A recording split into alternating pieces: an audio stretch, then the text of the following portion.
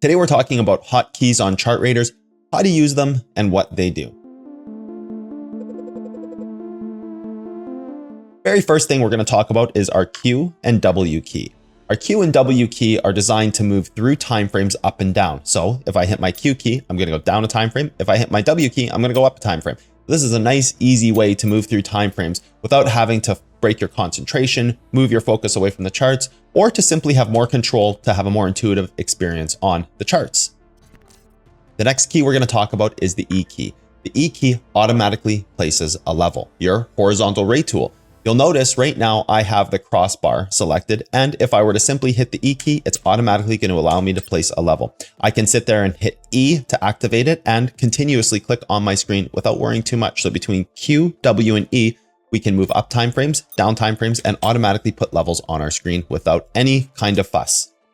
Next up is the R key. The R key, much like the E key, will automatically place your ray on the screen. You hit your R key once, you'll see it moves over to this ray tool, and you simply just click on the screen to activate your base point and your reach point. So you're going to click R once to activate the pinpoint or the base point, and a second time to activate the reach point.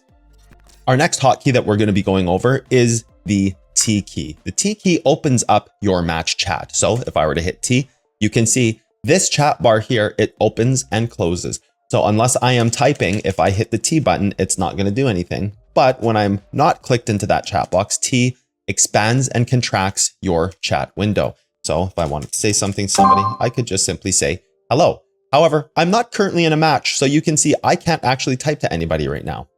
Let's talk about our automatic level coloring tool before we move on to our next hotkey. When you place a level, whether it be a ray or a horizontal ray, you are going to notice that when you double click this level, it is going to change the time frame color.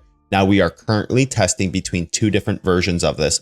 One, which is the one we're testing here, which is the more flexible version, where if you have a level, no matter where you are on your time frames, it will be the same color. And if we click it when we're on a different color, we can click it twice to activate an automatic level color change.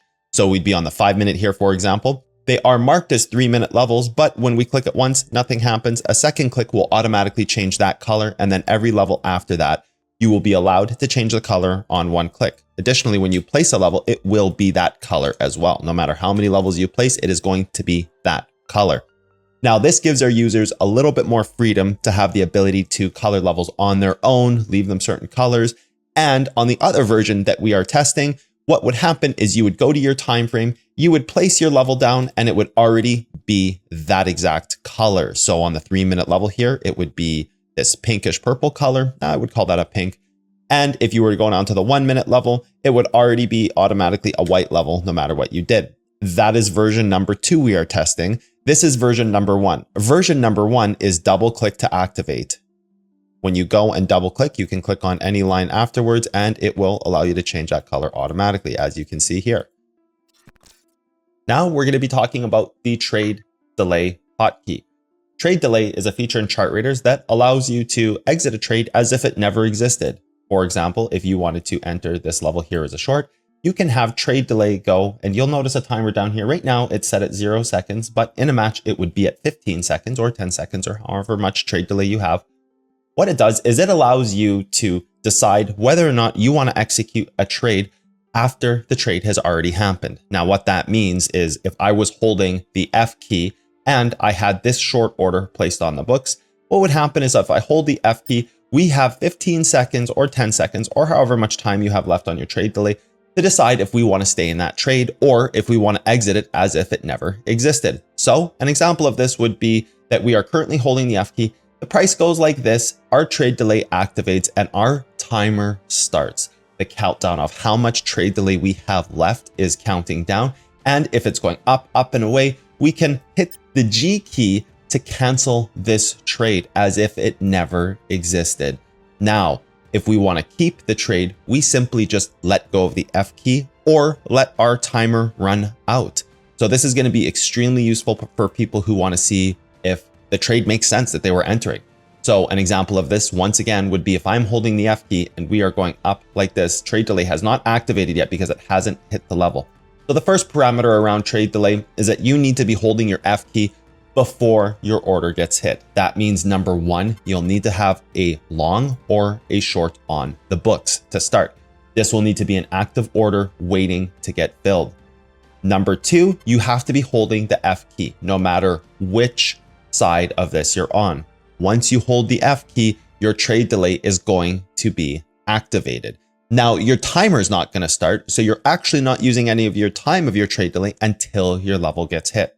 So a good example of this would be if I wanted to take a trade and I'm down here looking for a long, this hits right here and it starts going up immediately. Well, I would probably want to let go of my F key almost instantly to preserve whatever trade delay time I have left. Because this is a timer and it's an attribute that you have inside the game, you only have so much of it to use. Now, don't worry, it does refill on its own over time for our testing purposes, but once you have 0 left, your trade will automatically execute. Another example of this would be if I'm trying to catch this short here and I'm holding F and this thing goes like this and I'm still holding F and all of a sudden trade delay activates and it goes like this, but then it spikes up instantly.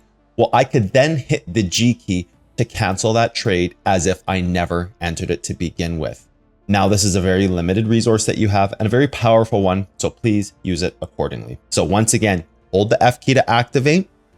Only the G key will cancel the trade. So you must be holding the F key, and while you are holding the F key, G key will cancel that trade, giving you scenario number one. So to cancel a trade, you cannot let go of that F key.